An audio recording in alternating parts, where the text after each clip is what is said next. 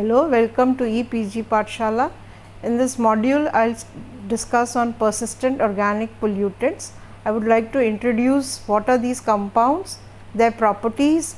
Then the United Nations Environment Program has classified 12 organochlorine compounds and they have referred them as dirty dozen. So, I will discuss them. Then the properties of different persistent organic pollutants, their sources and their health effects. Organic substances that are persistent, bioaccumulative and possess toxic characteristics that may cause adverse effects on human health and environment are called persistent bioaccumulative toxic substances, also referred as PBTs. Persistent organic pollutants are a subclass of PBTs and they are prone to long range atmospheric transport and deposition, and they include both man-made and natural compounds. The United Nations Environment Program has listed 12 organochlorine persistent organic pollutants as the dirty dozen. These are the dirty dozen compounds. They include dioxins and furans. These are polychlorinated dibenzoperadioxin and polychlorinated dibenzofuran, then polychlorinated biphenyls abbreviated as PCBs, hexachlorobenzene, organochlorines that are used as pesticides and they include DDT and its metabolites, then chlorodyne, toxaphene, dialdrin, aldrin, endrin, heptachlor and Mirex. There are other persistent organic pollutants also, and these pollutants are toxic. They are still in widespread production and use in both the industrialized and the less industrialized countries. They include polyaromatic hydrocarbons, hexachlorobenzene isomers such as organochlorine pesticides like lindane, organotin compounds which are used as antifouling agents for ships, then organic mercury compounds, other pesticides like pentachlorophenol, endosulfan, atrazine, chlorinated paraffins which are used in cutting oils and lubricants, polybrominated diphenyl ethers which are used as flame retardants, then certain phthalates like dibutyl phthalate and diethyl hexyl phthalate which is mainly used in as a plastic softener, especially in polyvinyl chloride. Now, some of these compounds may persist in the environment for periods of years and may bioaccumulate by factors of up to 10,000 fold. Therefore, they are persistent organic pollutants and are of concern. These compounds mainly possess 4 important properties, that is persistence, bioaccumulation, long range transport and toxicity. Persistence is the property of a substance to remain in the environment by resisting chemical and biological degradation. It is measured as a half-life which denotes the time necessary for half of the chemical to be degraded, assuming that the degradation process follows first order kinetics depicted from the first order rate constant equation as Ct is equal to C naught exponential minus RT. Here C naught denotes the concentration at time 0, Ct is the concentration at time t, R is the rate constant for degradation and the T is the time for degradation. The degradation of POPs in the atmosphere may also occur through reaction with OH radicals which are abundant in the atmosphere, photolysis and reaction with ozone and nitrogen oxides, while in soil, water and sediments they undergo degradation mainly by microbial action. The rate of degradation of these compounds depends on the type of bacteria present, their concentration, then induction that is relevant to the chemical undergoing degradation and the ambient conditions like temperature, moisture, availability of substrate. They may also degrade by photolysis, hydrolysis or by chemical reactions. Bioaccumulation is a property by which a chemical reaches a greater concentration in the tissues of an organism than in the surrounding environment, which may include water, sediment, soil and air, and it is usually undertaken by the organism principally through respiratory and dietary uptake routes. Bioaccumulation is also referred to as bioconcentration or biomagnification. The magnitude of bioaccumulation depends on the hydrophobicity of the chemical and the ability of a species to eliminate the chemical from its body by excretion or through metabolism. The toxicity of a compound constitutes a very high risk, particularly for those who live in the areas where these compounds are produced, or even if a person is living far away from the area of its production. And it is also toxic because it ultimately concentrates at such places which may be as far as from the production area, like regions in the Arctic. The toxicity depends on the species, sex and age of the organism which is affected. The adverse effects of these toxic compounds may be loss of body weight, hepatotoxicity, gastric disorders, porphyria, carcinogenesis, immunotoxic effects and changes in the development and reproductive function and in the nervous and endocrine system of an organism. Long range environmental transport, the persistent organic pollutants, they are semi volatile in nature, and in the environment they may either exist in the gas phase or they may be partitioned on the substrate surfaces.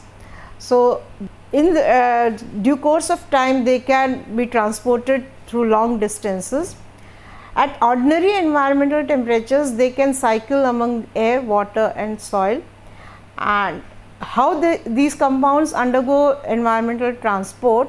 Now, this is favored by the warm temperatures which favor their evaporation from the earth's surface in the tropical and the subtropical regions, while cool temperatures at high latitudes favor their deposition from the atmosphere onto soil and water. The long range transport of persistent organic pollutants has been referred to as grasshopper effect, as illustrated in this diagram.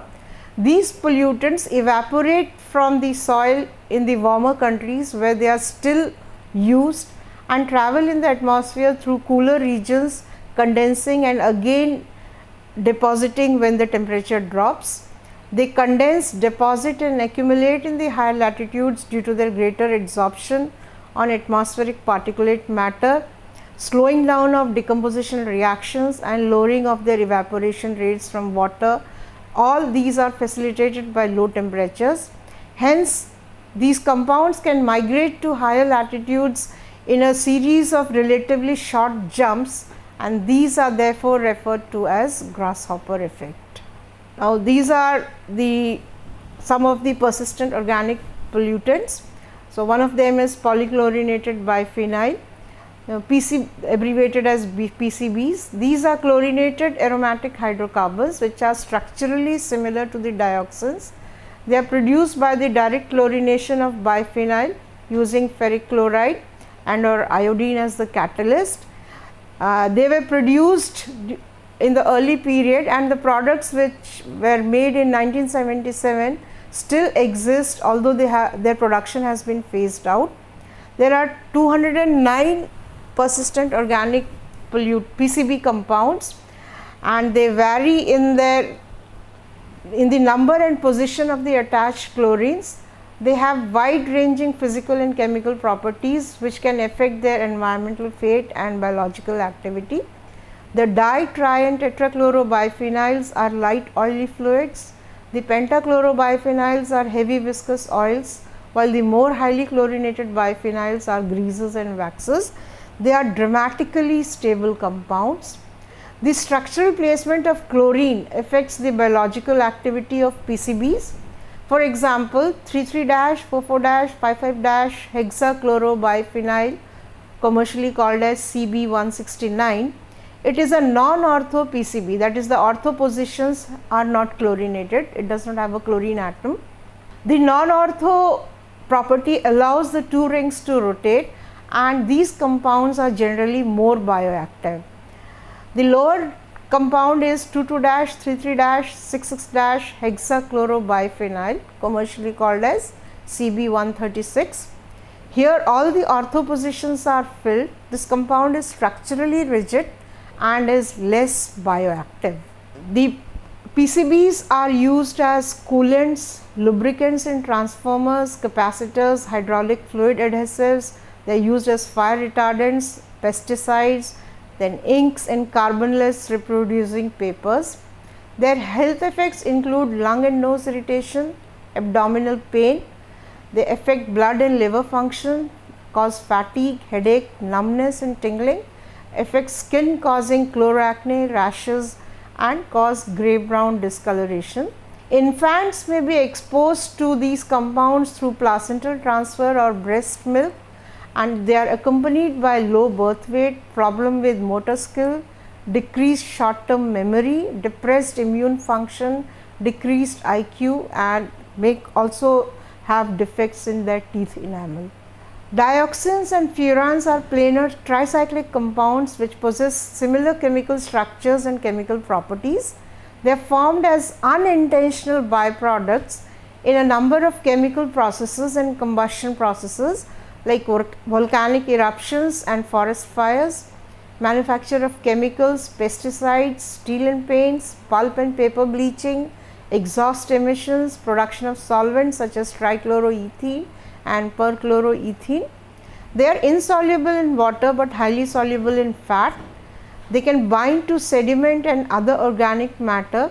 They are absorbed in animal and human fatty tissue being soluble in fat. They are non-biodegradable, persistent, and therefore they bioaccumulate in the food chain. The toxicity of these compounds depends on the extent and pattern of chlorine substitution. The most toxic dioxins are those which contain 3 or 4 beta chlorine atoms, while those dioxins containing alpha chlorine atoms are less toxic.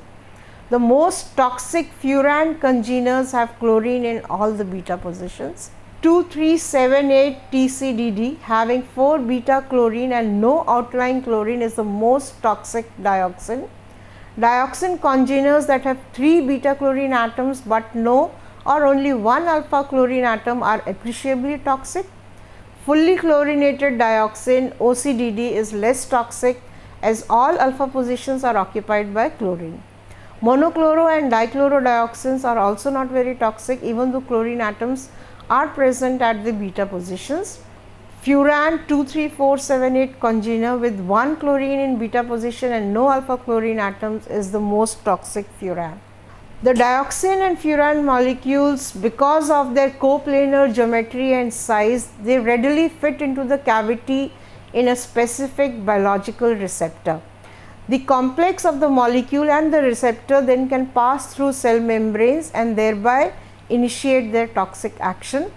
The average residence time of these compounds in the human body is 7 years. So, they are highly persistent in the human system also.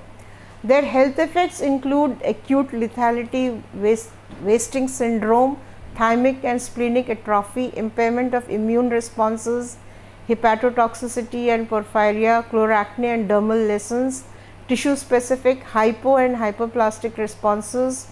They may cause disruption of multiple endocrine pathways, lead to carcinogenesis, teratogenicity and reproductive toxicity.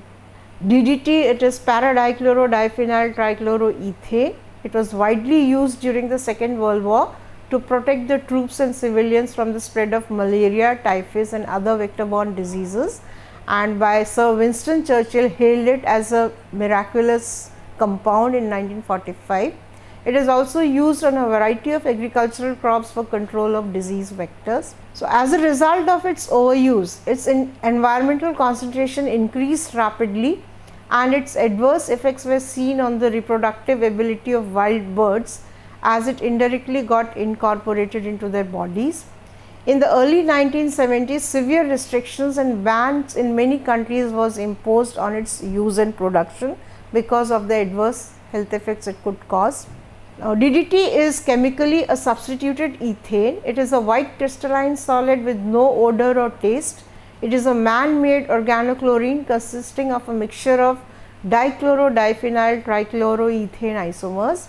It is made by a reaction between chlorine gas and double benzene ring structure under optimal temperature and pressure conditions. It is highly insoluble in water. Solubility varies from 0.001 to 0.04 milligrams per liter. However, it is soluble in most organic solvents. It is semi-volatile, lipophilic, that is fat soluble, and it partitions readily into the fat of all living organisms, and thus it bioconcentrates and biomagnifies. Due to its low vapor pressure, slow rate of evaporation, less reactivity with light and chemicals and microorganisms in the environment, and low solubility in water, it can persist in the environment for many years. In most animal species, DDT is metabolized into dichloro-diphenyl dichloroethane called as DDE or DDD by the elimination of HCl. DDT is also produced slowly in the environment by the degradation of DDT under alkaline conditions and by certain DDT resistant insects which detoxify DDT by this transformation. These breakdown products of DDT are also persistent in the environment and are more persistent than the parent compound, as they are almost non-degradable biologically and are fat soluble. The toxicity of DDT is related to its insecticidal properties, and this is mainly because of its molecular shape than due to its chemical interaction with the specific species. Structurally, DDT molecule contains 2 tetrahedral carbon atoms in the ethane unit and 2 flat benzene rings. In insects, DDT, because of its 3-dimensional shape, becomes wedged in the nerve channel that leads out from the cell of the nerve. This channel usually transmits impulses only as needed by the sodium ions. A continuous series of sodium initiated nerve impulse is produced as the DDT molecules keep the channel open. As a result, the molecules of the insect twitch constantly, eventually exhausting it with the convulsions that lead to their death. Hexachlorobenzene is a chlorinated aromatic hydrocarbon, a white needle-like crystalline solid at room temperature. It is insoluble in water, sparingly soluble in cold alcohol, chloroform, and soluble in benzene, ether, and carbon disulfide. It is stable under normal temperature and pressures. It is combustible but not readily ignited. On decomposition, it emits highly toxic fumes of HCl and other chlorinated compounds and carbon monoxide and carbon dioxide. It is distributed throughout the environment. It is mobile and resistant to degradation, absorbed by plants and animals, and can bioaccumulate through the food chain. It is industrially prepared through the chlorination of benzene at 150 to 200 degrees centigrade using a ferric chloride catalyst, or from the distillation of residues from the production of perchloroethylene. It is also synthesized by refluxing hexachlorocyclohexane isomers with sulfuryl chloride or chlorosulfonic acid in the presence of a ferric chloride or aluminum catalyst. It may also be produced as a byproduct in the production of a large number of chlorinated compounds, particularly lower chlorinated benzenes and pesticides such as tetrachloroethylene, trichloroethylene, carbon tetrachloride, vinyl chloride, atrazine, propazine, simrazine, pentachlorophenol, chlorothalonil, and pentachloronitrobenzene.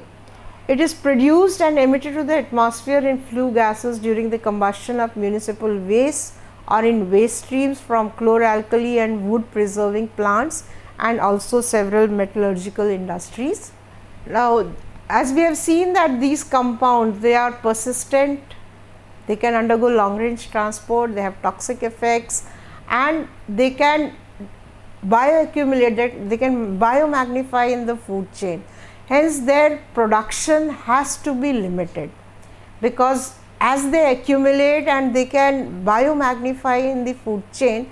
So, if they are produced today and say by any means, if these compounds come into the living organism today, because of their property of persistence and bioaccumulation, biomagnification, in the future generations also we will see the presence of these compounds.